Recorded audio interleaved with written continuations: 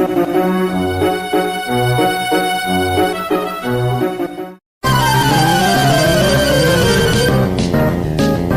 you know? Aron, Lyron, and Agron are partly based on a mythical creature prominently featured in Korean fables. This beast, known as the Bulgasari, would eat iron and grow from the size of a bug to the size of a house, causing havoc. The Agron line of Pokemon reflects this. Aron's Pokedex entry in Pokemon Ruby states, to make its body, Aron feeds from iron ore that it digs from mountains. Aron is also small, being only about a foot tall, and ultimately evolves into the almost 7-foot tall Agron. Although these Pokemon are inspired by the myth, Agron's design might be directly based on a theatrical depiction of the monster. Bulgasari is a 1985 movie made in North Korea. The film shows the titular creature creating destruction after being summoned by an imprisoned blacksmith. Bulgasari in the movie is a giant beast with horns on its head, plating on its shoulders, and a thick sweeping tail, just like Agron. What's also interesting about the movie is that it was produced by Kim Jong-il, the former dictator of North Korea. Kim actually kidnapped the director of the movie and his wife and forced them to make the movie alongside several others. It wasn't until after making 7 films for Kim that the two managed to escape.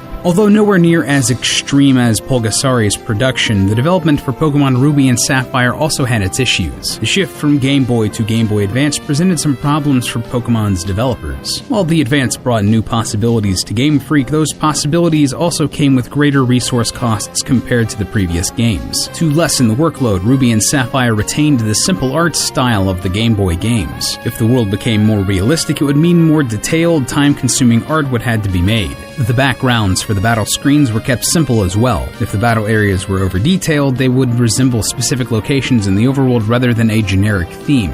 By making them vague, the team could also use them in a wide range of locations rather than specific spots on the map. An increased workload wasn't the only problem the games faced. At the beginning of development, the series' public perception was at an all-time low, with many denouncing Pokemon as a fad or anticipating a sharp decline in popularity. Junichi Masuda, Ruby and Sapphire's director, even recalled seeing large amounts of Pokemon products disappearing from toy stores and being replaced with the latest Star Wars figures. The pressure of seeing this actually gave Masuda health issues, and he needed a gastroscopy due to stress-related stomach pains. Nevertheless, he resolved to prove the critics wrong and continue the series. Masuda planned for Ruby and Sapphire to be the launching point for the next few games in the series. He always intended to follow it up with a 4th generation and hoped to be able to remake the original games in between so that players could transfer older Pokemon to the new games. Masuda's plan was instantly at risk after discovering the titles Ruby and Sapphire might be unavailable due to copyright issues. The region of Hoenn was based on Kyushu, the southernmost major island of Japan. Masuda's grandparents lived in Kyushu, and he created Hoenn in an attempt to recapture many of his experiences vacationing there.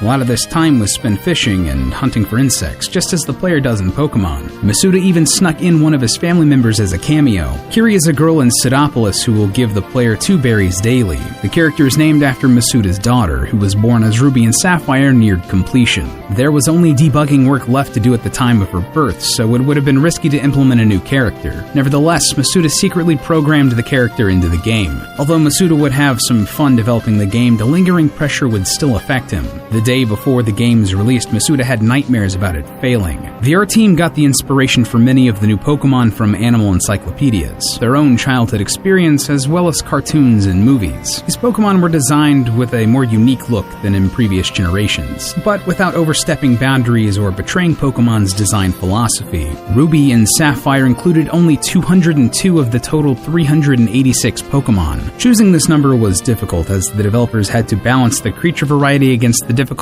of completing the Pokedex. They also had to strike a balance between introducing new creatures and including enough old favorites to satisfy fans. Another issue was that every time they'd create a new, strong Pokemon, they'd need to create a counter for it as well. The team were also wary of making the new Pokemon overpowered, as that might encourage players to use only a single member of their team. Concept art for Ruby and Sapphire show different designs for Torchic, Trico, and Groudon, as well as